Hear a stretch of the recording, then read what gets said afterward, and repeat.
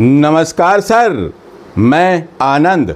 स्वागत है आपका फाइनेंशियल फ्रीडम पाने के सफ़र पर। दोस्तों, आर्थिक आज़ादी सबके जीवन में होना चाहिए और इसीलिए मैं जानकारी आपके लिए इस चैनल पर लाता रहता हूं। आज जैसे कि आपने थंबनेल में पढ़ा, इतनी महंगी सिगरेट। अब इस सिगरेट पर आप सोच रहे होंगे, सिगरेट पे ये क्या बात करने लगा मैं कहाँ लोगों को इन्वेस्टमेंट करना सिखाता था, उसके बारे में जानकारी देता था, आज सिगरेट की बात करने लगा। पर जानेंगे इसको कि बात मैं क्यों कर रहा हूं आगे। लेकिन उससे पहले मेरा आपसे एक निवेदन, कृपया चैनल को सब्सक्राइब कर दीजिए और नोटिफिकेशन की बटन को ऑन करके ऑल का घंटा दबा दीजिए। और हाँ, म्यूचुअल फंड को लेके आपके मन में कोई भी सवाल हो तो कमेंट बॉक्स में जाकर लिखें। मैं आपके सारे सवाल पढ़ता हूं और सबका जवाब देता हूं। दोस्तों देखिए, पहले मैं एक कमेंट पर चर्चा कर लेता हूं। किरण गुंजाल सर, वो मेरे लगातार वीडियो देखते हैं, मेरे अच्छे व्यूवर्स हैं। उनका कमेंट आया कि सर मैं थोड़ा सा वीडियो को जो लंबा हो जाता है मेरा वीडियो, उसको छोटा करें, कम टाइम का बनाएं। किरण सर बहुत सही कहते हैं आप, मगर लोगों के कमेंट लेना पड़ता है, इस कारण से ये वीडियो थोड़ा लंबा हो जाता है, जिसके लिए मैं आपसे क्षमा चाहता हूँ। आप अपना प्यार और स्नेह मुझ पर बनाए रखें, धन्यवाद आपका। तो चलिए शुरू करते हैं ये सिगरेट वाली बात।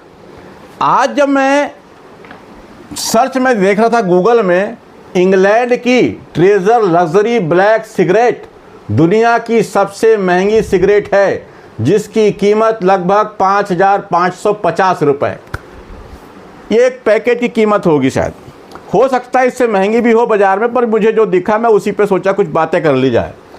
ये दुनिया की सबसे महंगी सिगरेट है। अब आप देखेंगे वहीं पर भारत की सबसे महंगी सिगरेट की बात करें तो ये है मार्लबोरो सिगरेट। अब जब ये इतनी महंगी सिगरेट है तो फिर वही बात है दोस्तों, एक सिगरेट की कीमत तुम क्या जानो रमेश बाबू। जी हाँ, रमेश बाबू को सिगरेट की कीमत इस तरह से बताने की कोशिश करते। देखिए, क्योंकि मैं हमेशा से ये कहता हूँ कि अपना थोड़ा थोड़ा पैसा भी अगर आप बचा लेते हैं, क्योंकि बहुत से लोग फाइनेंशियल फ्रीडम को नहीं पा पाते, अक्सर उनके जीवन में पैसों की कमी बनी रहती है। और अगर आपको आर्थिक आज़ादी चाहिए, फाइनेंशियल फ्रीडम चाहिए, तो आपको ऐसे वीडियो, ऐसी जानकारी को पूरा देखना ही चाहिए। आप कहेंगे यार ये सब कौन सी नई बात है, सबको पता है। देखो भाई, सबको पता है, लेकिन कई बार ऐसा होता है कि हम जानते हुए भी तब तक वो हमारे दिमाग में नहीं आती जब तक हम कहीं सुन ना लें। और अगर हम सुन लेते हैं और हमको उसका असर कभी कभी कई लोगों पर तो होता है, मुझ पे तो कई बार हुआ कि मैंने दूसरे की वीडियो देखा या दूसरे की पुस्तक पढ़ा तो उससे जो जानकारी मिली वो मेरे जीवन में काफ़ी बदलाव लाई है। मैं कहता हूँ, अगर हमको वाकई में फाइनेंशियल फ्रीडम पाना है, ये जो कहते रहते हैं कि मेरे पास पैसा नहीं है, मेरे पास मैं कुछ कमाता नहीं हूँ, बचत नहीं करता, तो अगर हम ऐसे बहुत सारे छोटे छोटे खर्चे को कम कर दें जिसकी आवश्यकता नहीं है। अब कुछ लोग कहेंगे कि खाना छोड़ दें क्या, जीना छोड़ दें क्या। अरे भाई, कुछ नहीं छोड़ना है यार, जो ज़रूरी है वो करें। हम कई बार जो चीज़ हमारे जीवन में ज़रूरी नहीं है, जिसकी बहुत ज़्यादा आवश्यकता नहीं है, उसको भी खरीद के ले आते हैं, उसका भी इस्तेमाल करने लगते हैं। मैं उनकी बातें करता हूँ, जीवन जीने की, सेहत की, शरीर की, उसमें कुछ कम करने की बात नहीं करता। जिसके बिना हमारा जीवन चल सकता है उसकी बात करता हूँ। तो मैं एक सिगरेट का एग्जाम्पल लेके आपको समझाता हूँ कि ये सिगरेट है कितनी महंगी। लगभग 5 करोड़ रुपए की पड़ रही है सिगरेट। चलिए देखते हैं। मान लेते हैं पहली बात तो सिगरेट पीना स्वास्थ्य के लिए हानिकारक है। फिर भी एक उदाहरण लेके देखते हैं कि अगर कोई इसका इस्तेमाल करता है तो मान लेते हैं 35 रुपए की एक सिगरेट, और एक दिन में कोई व्यक्ति सिर्फ 5 सिगरेट पीता है तो 35 × 5 यानी एक दिन में 175 रुपए की सिगरेट पीता है। और अगर इसी को हम 30 दिन में देखें, एक महीने में देखें, तो 5,250 रुपए की सिगरेट धुएं में उड़ा देता है, फू फू करके। कितने में? एक महीने में। लेकिन इसी को हम एक साल 365 दिन में देखें तो आप ये जो आपको लग रहा था ना कि मात्र अरे यार क्या 100-150 रुपया चलता है, 15 एक साल में 19,16,250 रुपए की सिगरेट पी गए श्रीमान। 19,16,000 की। जब हम बाजार में किसी चीज़ों का रेट पता करते हैं, सुनते तो तब लगता है यार 5 ही रुपये तो है, क्या फर्क पड़ता है 5 रुपये से, लेकिन वो 5 रुपये भी बड़े कीमती होते हैं। अब आपने 365 दिन में 19,16,000 की सिगरेट पी गई, धुएं में उड़ा दिया इस पैसे को, और मान लेता कि अगर आप इसको कंट्रोल कर लेते, अपने आप को रोक लेते, और वो जो 19 लाख रुपए साल है उसको छोड़िए, यहाँ पर आप 5,250 रुपये महीने की सिगरेट पी जा रहे हैं, और मैं कहता हूँ कि आप सिर्फ 2,000 रुपये इन बुरी आदतों को छोड़ने का। अच्छा, ये बात भी है, और सिगरेट पीने के बाद कहीं बीमार हो गए तो तरह तरह की बीमारियां बताई जाती है, तो आप भी परेशान, पैसा भी गया और पूरा परिवार आपका खराब भी हो सकता है, आर्थिक स्थिति उनकी खराब हो सकती है, तंगी झेलनी पड़ सकती है। तो 2,000 रुपये की अगर मान लेते हैं कि आप 2,000 रुपये की ही सिगरेट यूज करते हैं, अब उस 2,000 रुपये को आपके पास, अगर आपने 2,000 रुपये बचा लिए तो आपके पास हो सकते हैं 4,60,93,341 रुपये। जी हाँ, 2,000 रुपये अगर आपने वहाँ से बचा लिए तो आपके पास 4,60,93,000 रुपये हो सकते हैं।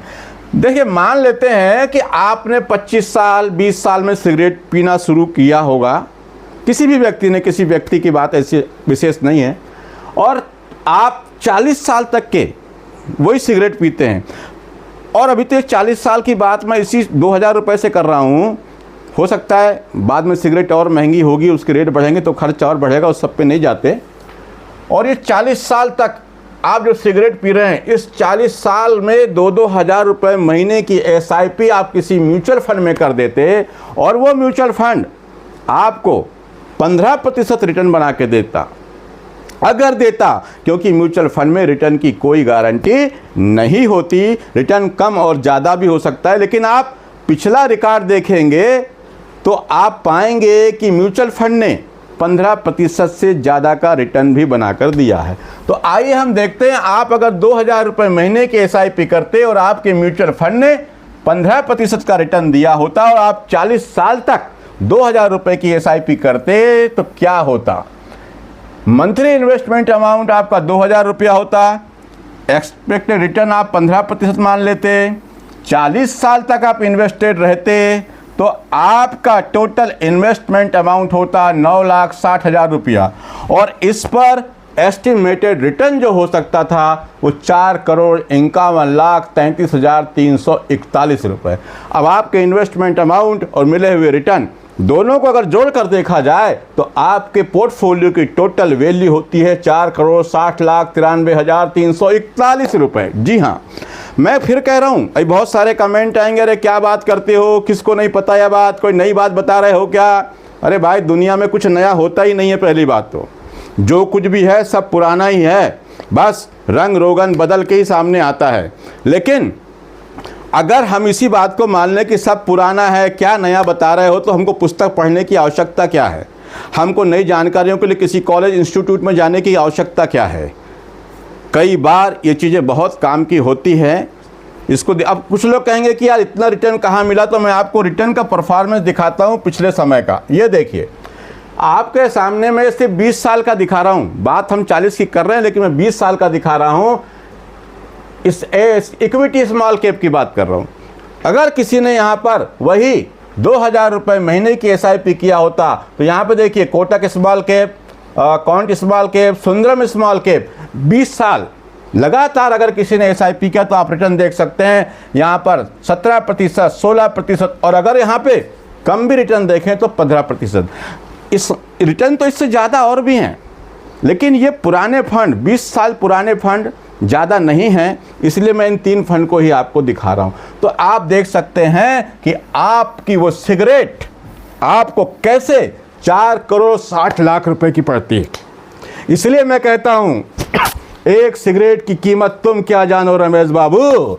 चलिए दोस्तों, वीडियो को कृपया चैनल को सब्सक्राइब कर दीजिए। लेकिन अब मैं आपके कमेंट पर किरण गुंजाल सर, आपका कमेंट, आपका धन्यवाद। मैं कोशिश करूंगा वीडियो को ज़्यादा लंबा ना बने। योगेश गुप्ता सर ये लिखते हैं, सर SBI की कॉन्ट्रा फंड स्मॉल कैप में इन्वेस्ट किया है इन्होंने, और multi cap, Contra fund small cap, multi cap, energy opportunity और ऑटोमेटिव अपॉर्चुनिटी। 1,000 रुपये की आप SIP कर रहे हैं, कुल 5,000 रुपये की इन्वेस्ट किया हूँ, कैसा रहेगा सर?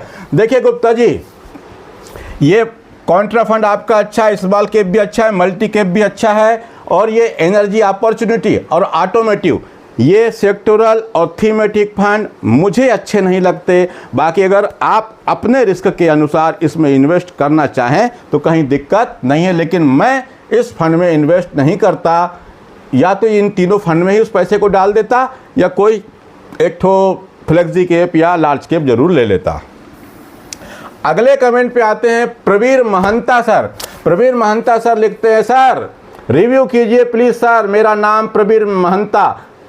प्रवीर महंता सर 12 साल के लिए इन्वेस्ट करना चाहते हैं। इनके पास है Tata small cap fund 5,000, SBI small cap fund 3,000, Motilal Oswal mid cap fund 2,000, और 500 रुपये हर साल उसमें बढ़ाना चाहेंगे, ऐसा लिखा है।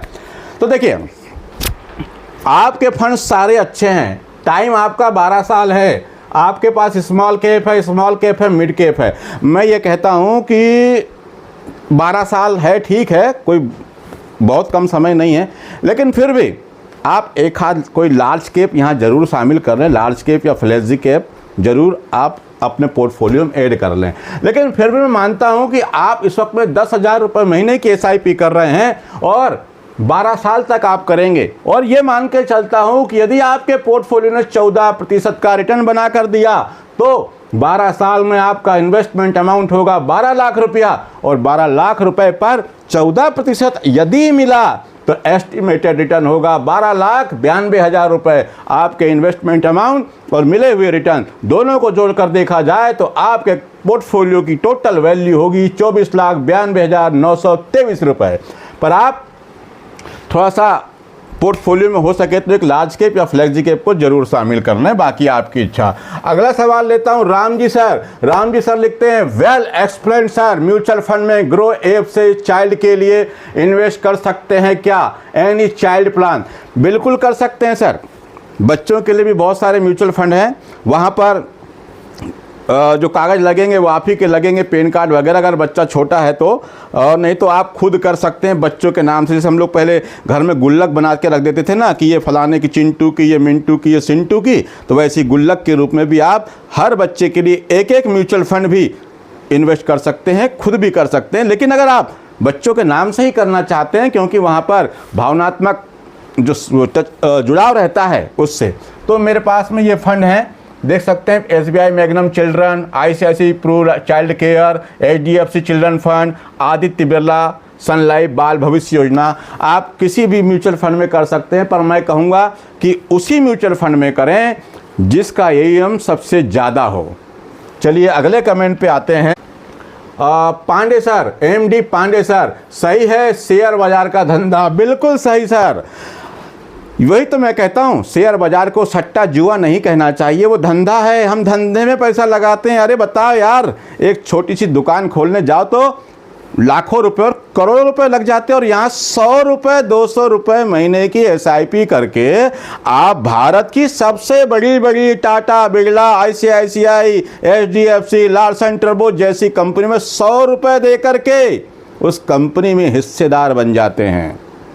इसलिए मैं कहता हूँ, शेयर मार्केट को सट्टा जुआ नहीं, धंधा है, बिजनेस है। हमारा लगाया हुआ पैसा बिजनेस में लगा हुआ है। प्रवीण शाह सर लिखते हैं, consider income tax on LTCG, long term capital को गेन को भी कंसीडर करना चाहिए। बिल्कुल करना चाहिए सर।